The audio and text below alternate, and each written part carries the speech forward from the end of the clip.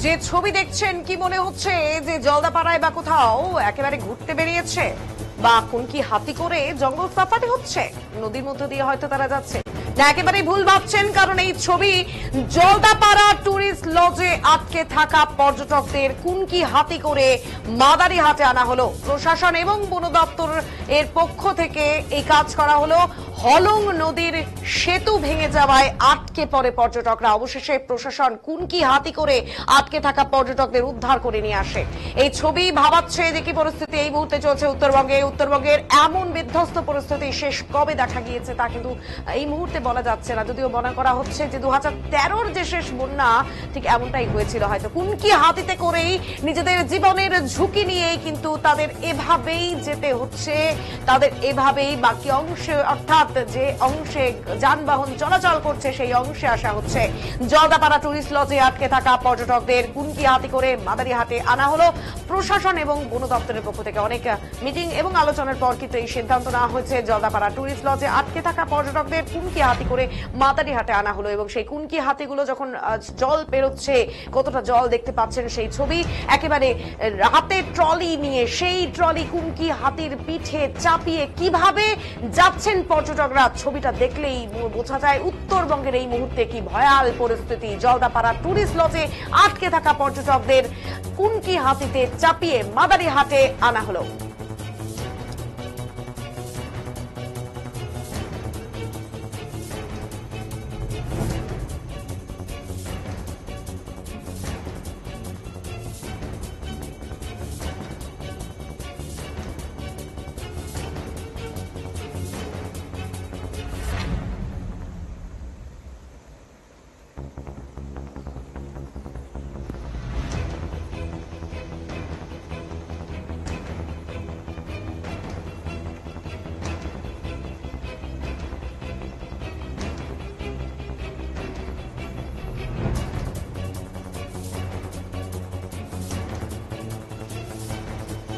ভয়াল ছবি, কুনকি হাতিতে চাপিয়ে মাদারিহাটে আনা হলো।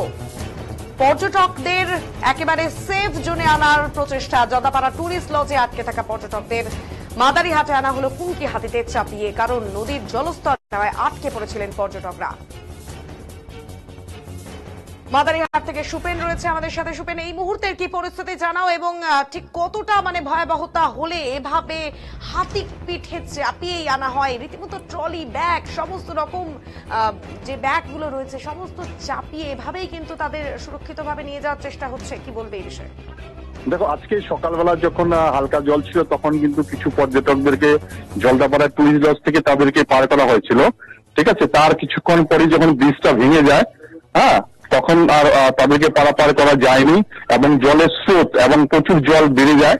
সেই সময় জল জলদাপাড়া টুরিস্ট লজে ঢুকতে থাকে। সবাই পার করা হলো। যে ছজন পর্যটক ছিল তাদেরকে কিন্তু কোনো মতো পার করা যায়নি।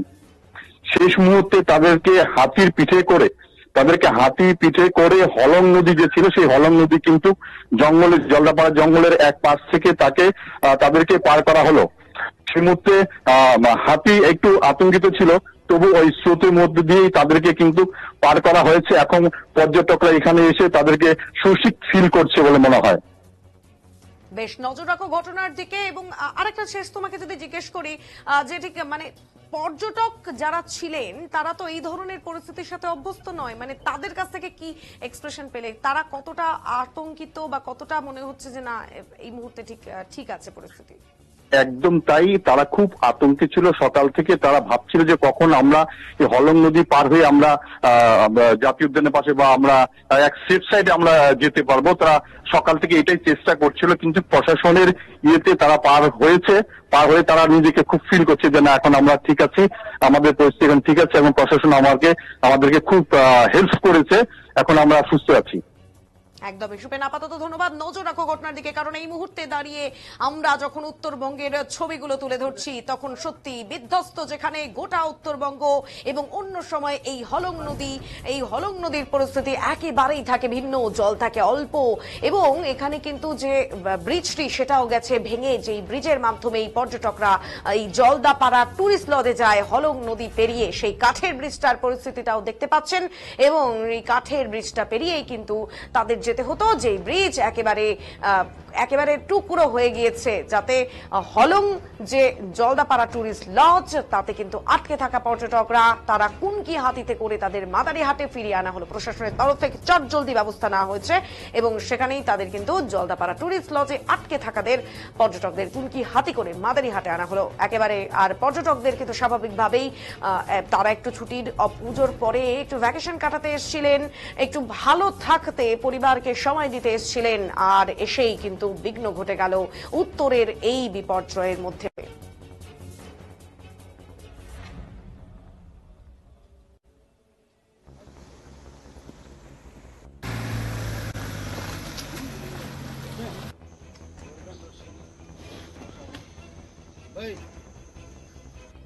পারাপার পর্যটকদের এই পরিস্থিতি কি বলবেন? না দেখুন, আপনারা যেটা জানেন যে হলং লজে জলদাপাড়া টুরিস্ট লজের সামনে যে ব্রিজটা রয়েছে ওটা ভেঙে গেছে বৃষ্টির জলের তুরে, সুতরাং কিছু কিছু টুরিস্ট আটকে পড়েছেন।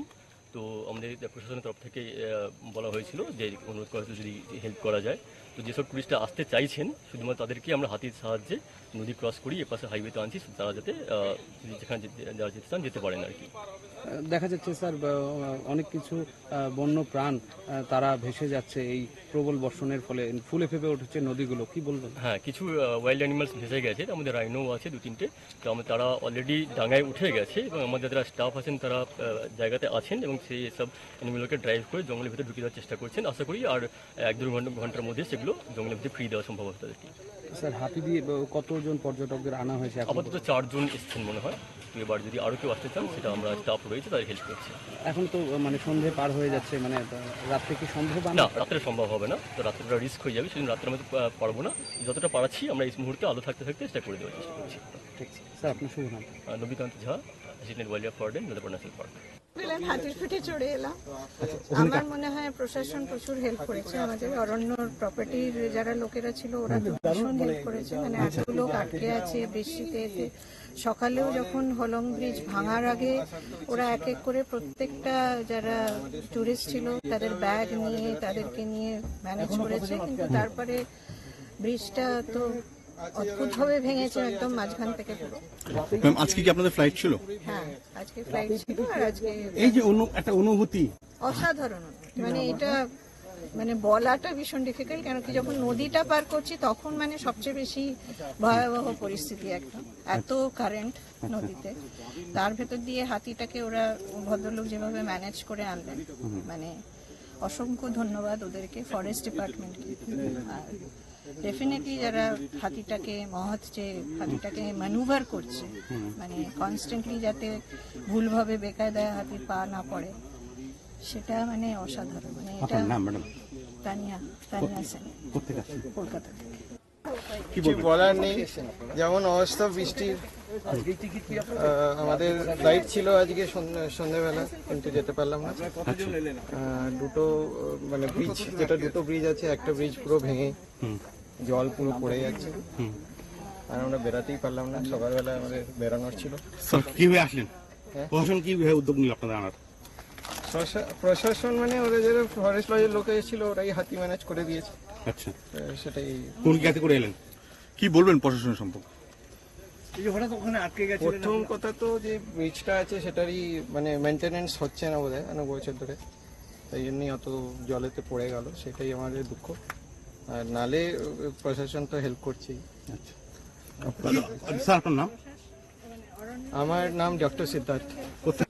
কি বলবেন?